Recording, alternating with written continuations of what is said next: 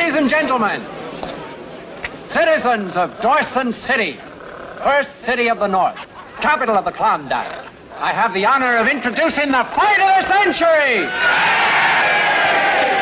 On my left, the fiercest warrior of his kind, the Fighting Wolf!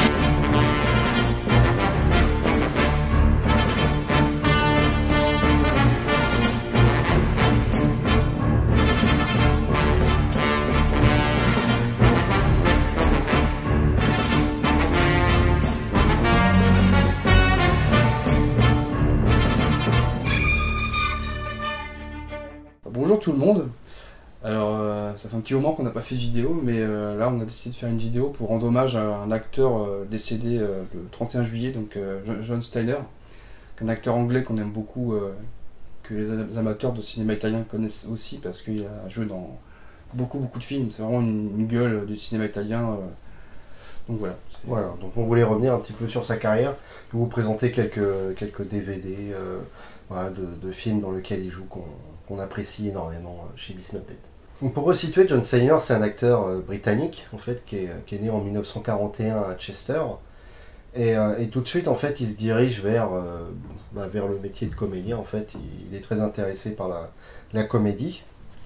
Et en gros, il va il va apprendre le théâtre et la comédie au Royal Academy of Dramatic Art sous la direction de Peter Brook. Et en gros, il va y être jusqu'en 1962, donc au début des années 60. Et ensuite, il va jouer pour la télé surtout, donc pour la BBC, où il va faire des scènes de théâtre filmées. Il va aussi jouer dans une série avec Roger Moore. I thought it would be much more difficult. I'll try to do better next time. And who is Bill Bast? Et en fait, il va commencer le cinéma donc en Angleterre sous justement la direction aussi de Peter Brook dans un film qui s'appelle Mara Sad en 1967. Alors John Steiner, c'est quand même la plus grosse partie de sa carrière, même presque tout, c'est une carrière italienne. Ah oui. Et justement, en fait, quand il était plus jeune, il a fait un voyage en Italie. En fait, c'est le pays, il tombe un petit peu amoureux du pays. Et il aurait fait un casting. En fait, il a été pris dans un film, 3 pour un massacre, de Petroni. Ouais. Donc aux côtés de Thomas Millian et puis Orson Welles. Ouais. Donc ça a été vraiment un gros succès en fait, un western spaghetti. Et par la suite, en gros, il a continué vraiment d'enchaîner les castings et puis d'être pris dans des films italiens. Et on verra qu'il a quand même tourné avec des noms assez connus que nous on aime beaucoup. Donc on va revenir un petit peu là-dessus. Ouais, puis il a beaucoup tourné, hein, plusieurs films par an des fois. Donc, Ah oui, oui. Ah oui, en l'espace de... parce qu'il a arrêté sa carrière en 1991, mais ça on y retournera un peu plus tard. Il a tourné plus de 65 films, donc c'est quand même pas mal. Quand on regarde la filmographie de John Steiner d'un petit peu plus près, on peut se rendre compte que souvent les réalisateurs aiment bien tourner avec lui parce qu'il le rappelle souvent dans plusieurs films. Donc par exemple, pour commencer, donc un réalisateur assez connu en Italie qui s'appelle Damiano Damiani. Donc il a fait 3 films avec lui. Donc en 71, Nous sommes tous en liberté provisoire, un thriller un peu plus politique avec Franco Nero. Ensuite en 78, il fait Goodbye et Amen. Et en 89, Le Roi blessé. Alors ensuite, il y a un réalisateur aussi très connu qui l'a fait jouer, donc c'est Lucio Fulci, donc un réalisateur qu'on va pas trop parler parce qu'on... Oui, on va pas le représenter, voilà, tout le monde connaît. Avec 2 westerns, en fait plutôt des westerns d'aventure, un petit peu pour les enfants, quoi. Donc c'était Cro-Blanc ou Buck le Loup, le vrai nom c'est Buck le Loup. Donc le premier, voilà, qui est sorti en DVD chez nous, où il fait une vraie enflure quand même dans le film. Ouais. C'est à partir de ce moment-là où il a fait quasiment... à 90% que des méchants, des traîtres, des nazis aussi. Ouais, sont des salauds quoi en fait. Voilà. No one. You amuse me. You come here, tell me you've nosed your way into my affairs. And now when you've found everything's above board, you should be apologizing to me. But no, you have the cold-blooded nerve to ask me where the catch is. I'm not that stupid. I just want to warn you that I'll soon find out for myself.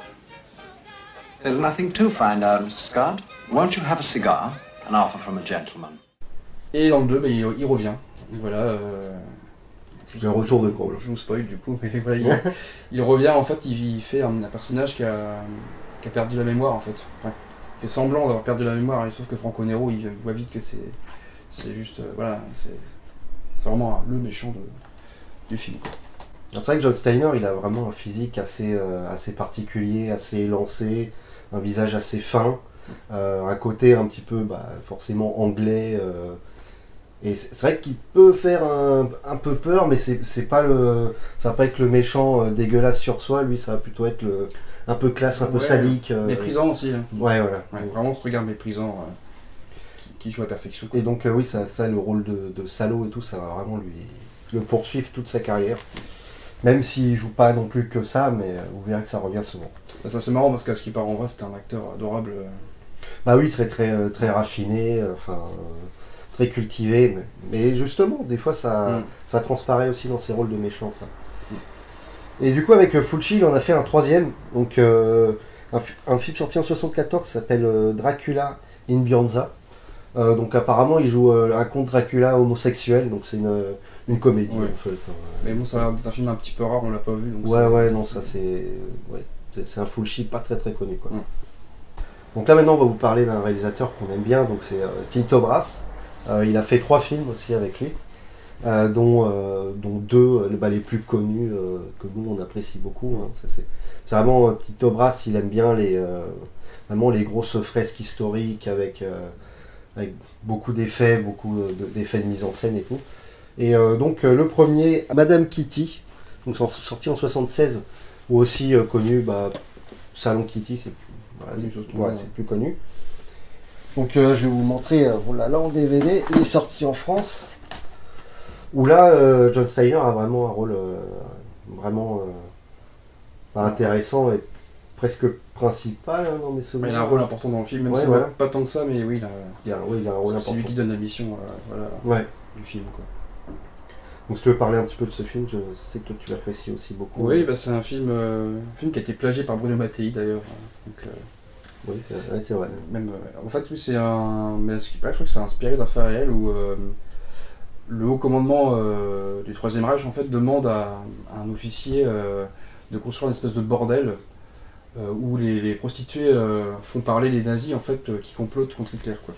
Et en fait,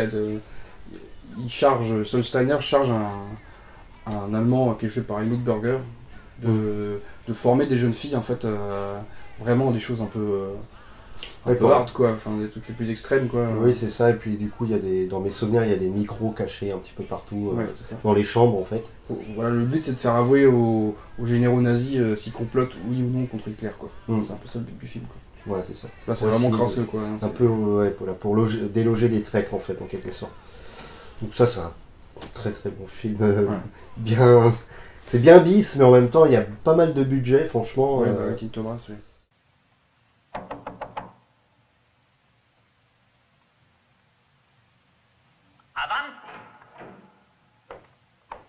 Un rapporto e una registrazione urgentissimi e segretissimi! A over, gruppo in fila!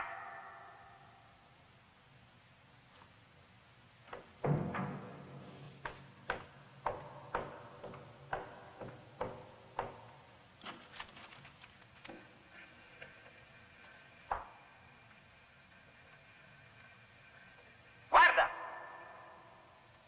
Il nonno di mia moglie era ebreo.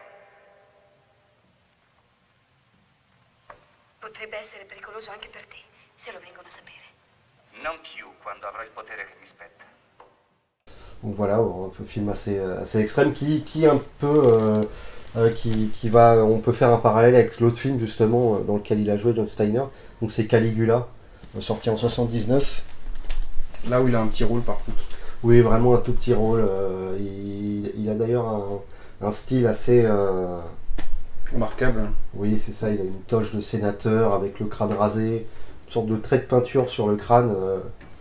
Voilà. Donc celui-là c'est vraiment un tout petit rôle, mais Caligula c'est quand même un gros film, je trouve. Bah oui, ça. Pas comme McDowell, enfin, c'est. Oui, bah vraiment c'est un classique du genre, quoi. Donc celui-là, pour ceux qui connaissent pas trop, il existe 2 versions. Il existe une version où il y a des scènes pornographiques et une version censurée. Les scènes non tournées par Tinto Brass d'ailleurs. Lui, il voulait pas que cette Oui, version-là oui. existe. Mais, Donc c'est un bon, voilà quoi, de très, très bon film, hein, qu'est-ce qu'on peut dire de plus. Donc, voilà, Caligula. Et donc, tac. Et donc il y en a deux autres en fait, avec donc un qui s'appelle Action en 1980, je n'ai pas vu.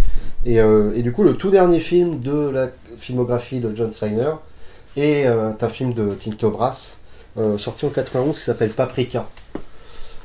Donc voilà, ouais, apparemment Tinto Brass l'apprécie beaucoup en tant qu'acteur. Donc John Steiner aussi, à partir des années 80 en fait, il a tourné dans 4 films de Ruggero Deodato, donc, un réalisateur qu'on aime beaucoup. Bon bah voilà. c'est que des réels qu'on aime beaucoup. Ah oui, bah là on vous parle vraiment des films qu'on aime bien quoi. Donc, enfin surtout des réalisateurs qu'on aime bien.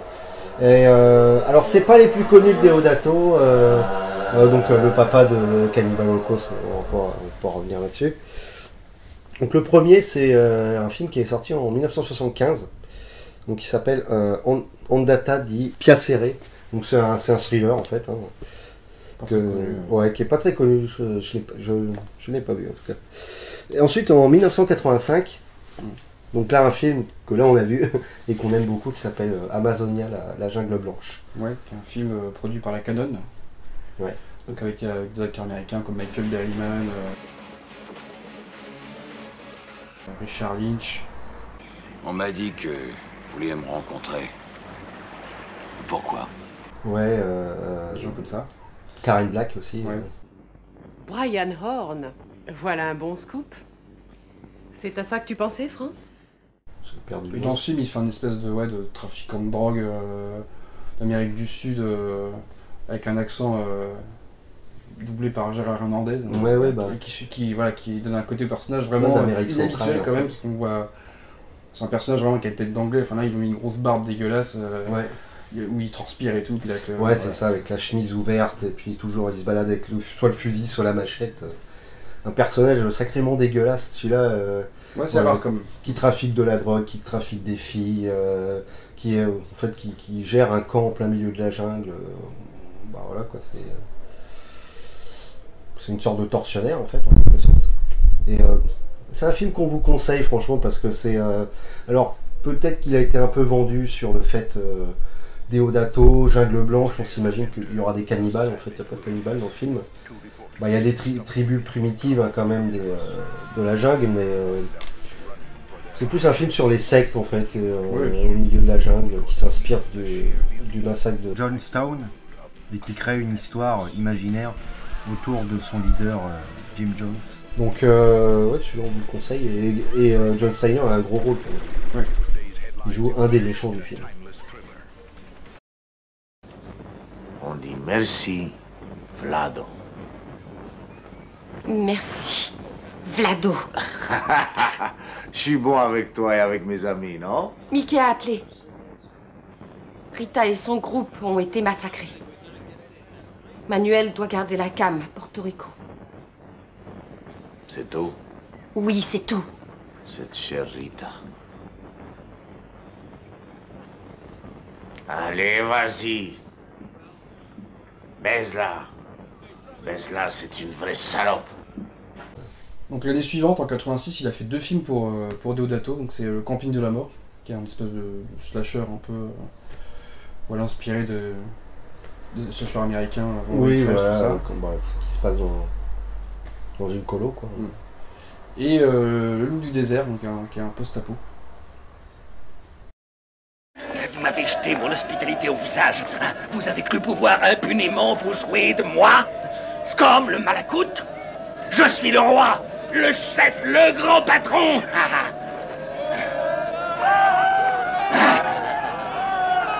Je serai bon.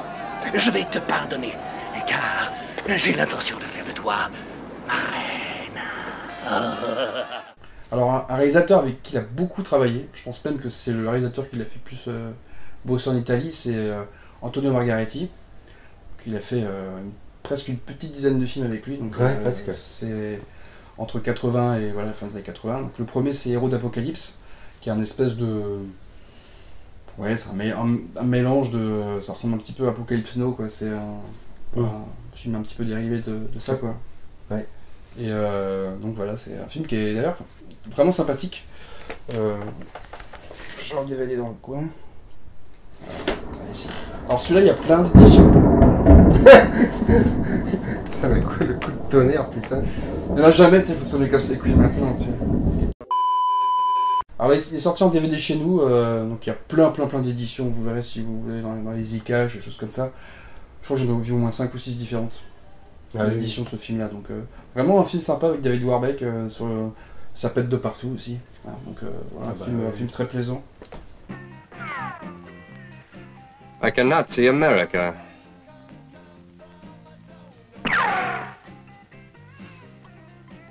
Major Cash, Captain Morris.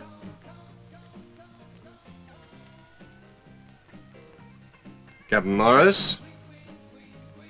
What can I do for you? I have an assignment in VC territory, out of your base. Back in the nest, soldier!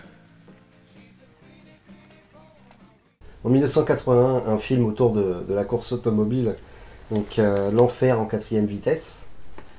Ensuite, un film d'aventure en 82, Les Aventuriers du Cobra d'Or. Ouais, qui est un espèce de Indiana Jones. Oui, voilà. Là où il fait un officier britannique d'ailleurs. Là, il joue vraiment oui, c'est vrai. un personnage un petit peu de son vrai pays avec une grosse moustache. Puis il y a beaucoup d'humour en fait dans ce film-là. C'est un film vraiment sympa, je trouve. En plus, qui plagie pas du tout Indiana Jones au final. Hein, donc c'est un film vraiment cool. Ça roule tout seul. Enfin, c'est une façon de parler. Tu comprends ce qu'il y a d'écrit sur les commandes? Une traduction de la langue de Shakespeare aurait facilité notre tâche. Qu'est-ce que Shakespeare a à voir avec l'aviation? Donc ensuite, en 83, un film que nous on aime beaucoup parce qu'on l'a passé au cinéma et tout, donc en pellicule. Donc Yor, le chasseur du futur. Où là il joue vraiment un méchant inspiré de Palpatine dans Star Wars. Ouais. Avec une capuche et tout. Voilà, si vous aimez bien la série Z italienne, regardez celui-là, enfin, vraiment, on passe un très bon moment, quoi. C'est très marrant en fait, et c'est très, en même temps, c'est très généreux en fait. Il y en a voilà. Et même là, il joue bien en fait. À chaque fois, il joue bien en fait. Oui, alors un petit peu forcément dans le surjeu parce que le film est. Oui. Mais oui, celui-là, on vous le conseille. Puis le film, en plus, ne sait pas vraiment sur quel pied danser. Il va s'inspirer, comme je disais, de Star Wars, mais aussi un peu de Raon ou des trucs ou de Conan. Enfin voilà. Donc celui-là, c'est un classique. Oui, câlin. Il reviendra.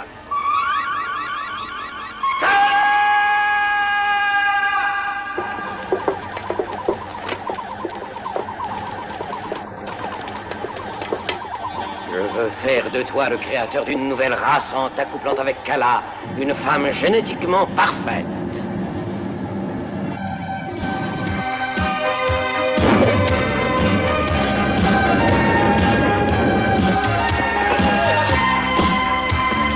Ensuite, en 84, il y a le temple du Dieu Soleil. Donc pareil aussi un peu s'inspire d'Indiana Jones. Ouais. Donc un film de guerre ensuite, parce que Margheriti, il a fait beaucoup de films de guerre.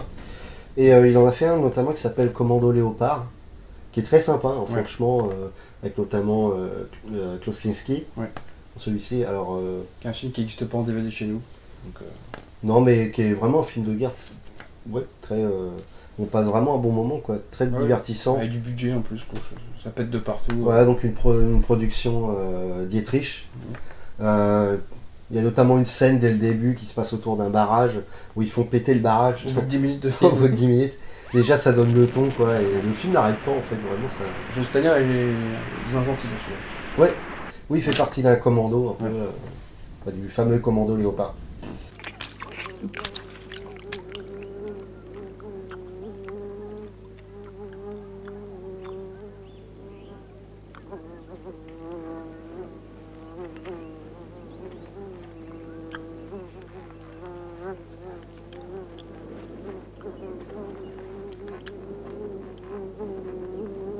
Hey, tu aimes cette terre et les tiens, chef? Oui, monsieur.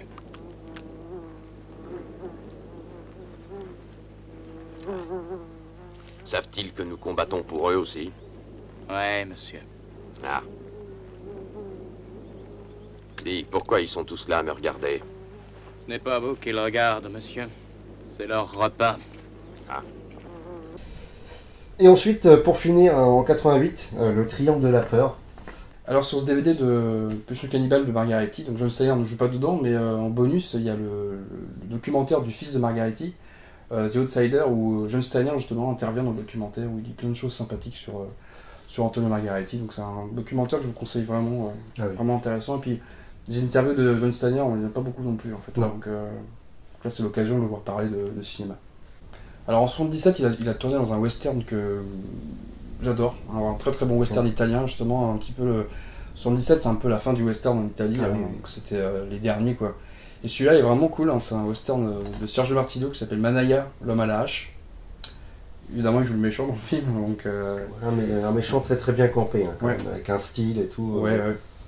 Et c'est le seul film qu'il a fait avec Martino, donc c'est dommage, mais... Ça, c'est un western qu'on aimerait beaucoup voir réédité parce que le DVD, la qualité n'est pas exceptionnelle, mais c'est un film vraiment que je vous conseille. C'est un western. Si vous aimez Keoma ou des choses comme ça, un petit peu des westerns un peu crépusculaires, un peu boueux. Ah bah pour le coup, oui. Notamment la scène d'intro dans une forêt. Marécageuse un peu. Ouais, marécageuse, et puis il pleut des cordes et Manaya, justement, pour chasser un mec. Pour l'emmener au shérif pour avoir la prime, et la scène est assez ouf. Il coupe la main. Il coupe la main. Il balance sa putain de vache. Et, la musique est excellente aussi, franchement. Celui-là, c'est un... John Steiner, c'est vraiment le rôle est marquant. Là, pour le coup, il campe un très bon méchant.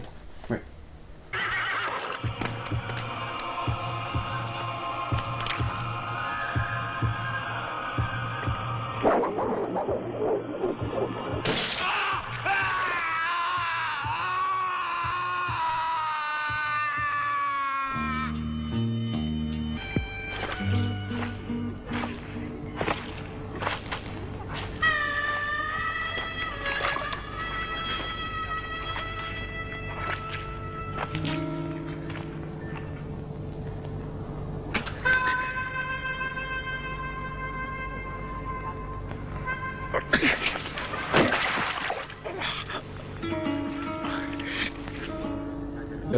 Dans un film de Mario Bava, je crois que c'est aussi l'unique collaboration entre Bava et...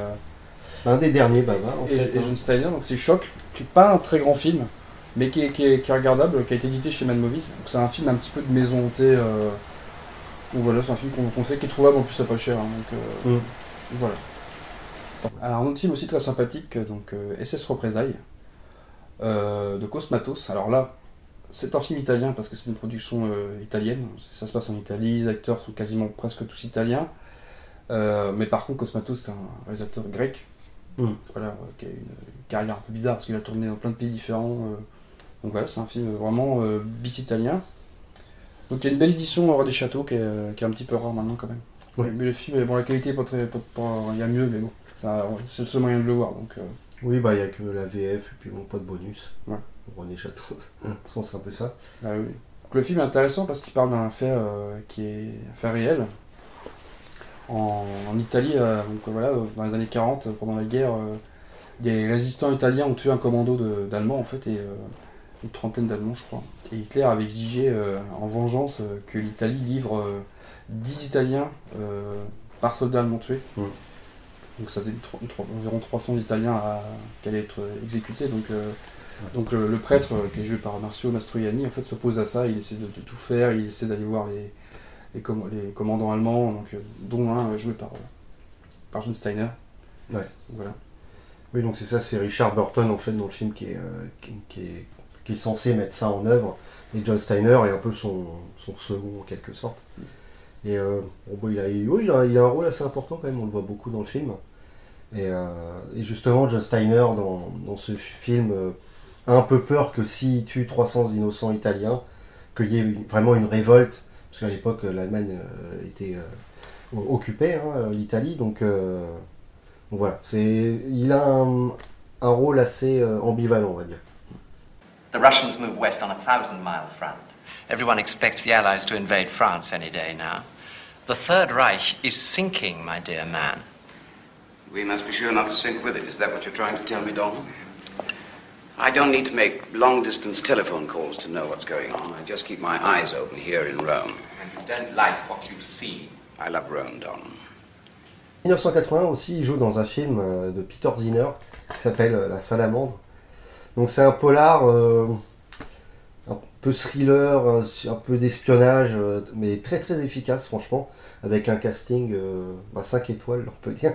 Parce qu'il y a quand même Anthony Quinn, donc Franco Nero comme je disais, Martin Balsam, Eli Wallach, Christopher Lee, enfin voilà, que du beau monde.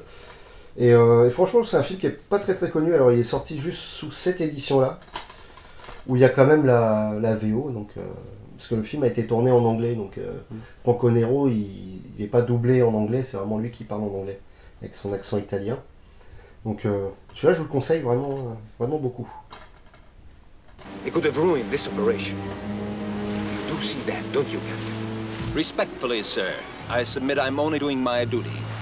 That submission, Captain, will be considered at the proper time and place, if necessary. Colonel, it won't work.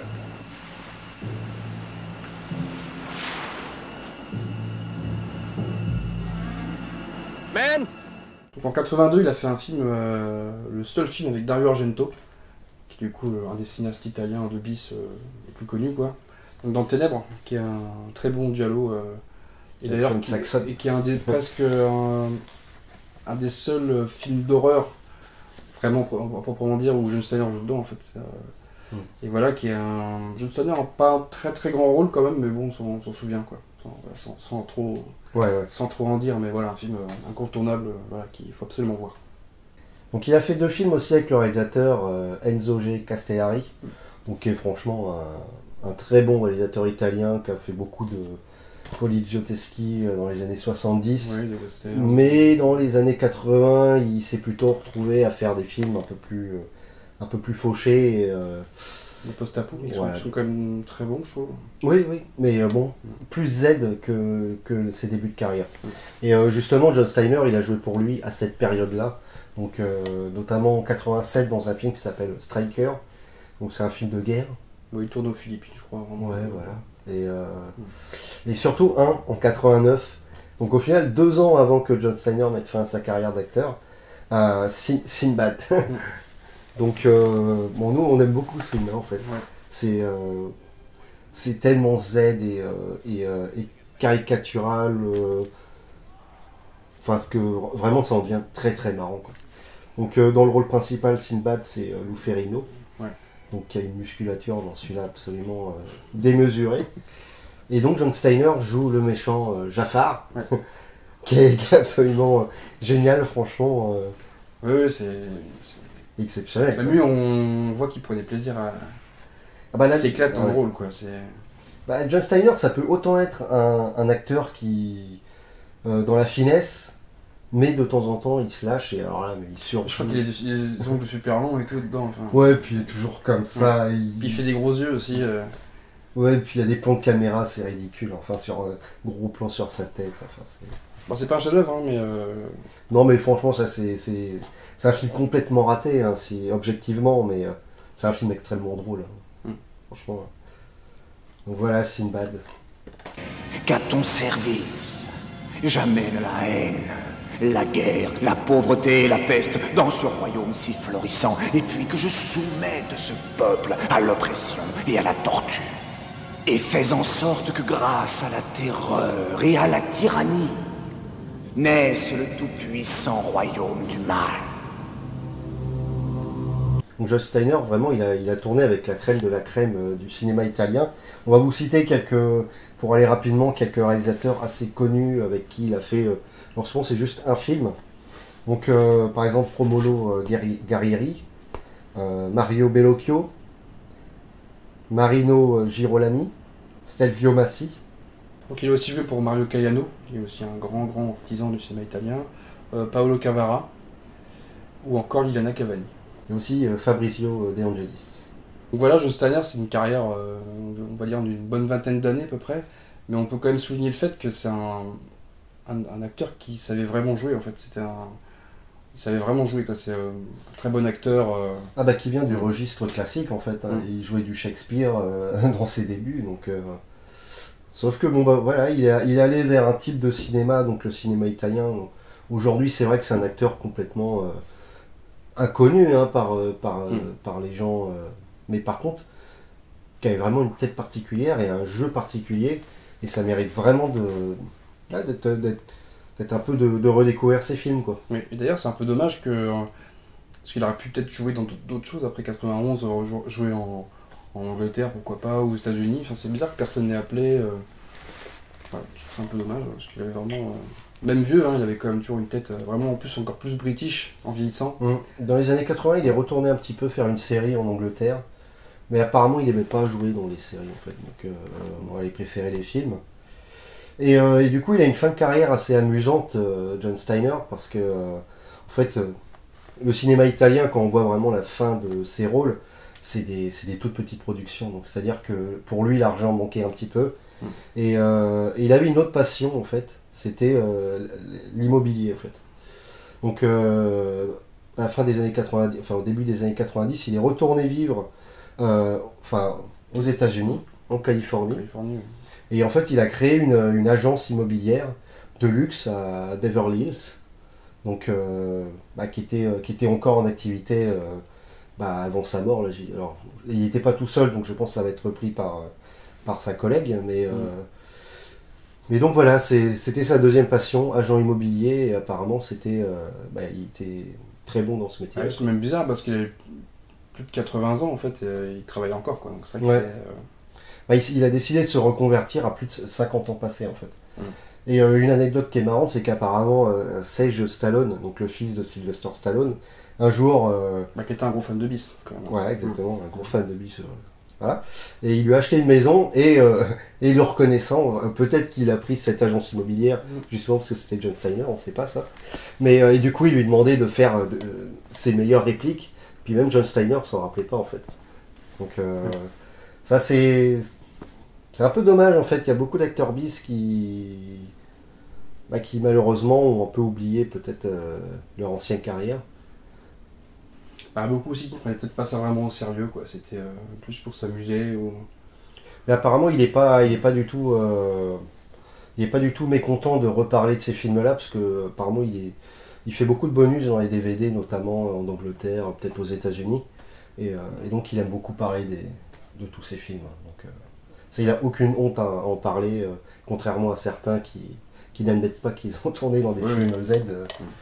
Donc lui, il n'a aucun mal à ça. Là, ce qui est vraiment triste, c'est qu'il n'est pas mort de vieillesse, quoi. Il est mort dans un accident de voiture, donc c'est vraiment triste de finir. Il avait 81 ans. 81 ans, ouais. Donc voilà, c'est vraiment un acteur qu'on aime bien, mais aussi qui est vraiment important pour le cinéma bis italien, quoi. C'est qui est incontournable, quoi. C'est presque un film sur 3, on va le voir dedans, quoi. C'est voilà. Donc on espère que ça vous a donné envie de vous intéresser un peu à cet acteur, et voilà, les films qu'on vous a cités, c'est quasiment que des films vraiment très bons, quoi. Donc,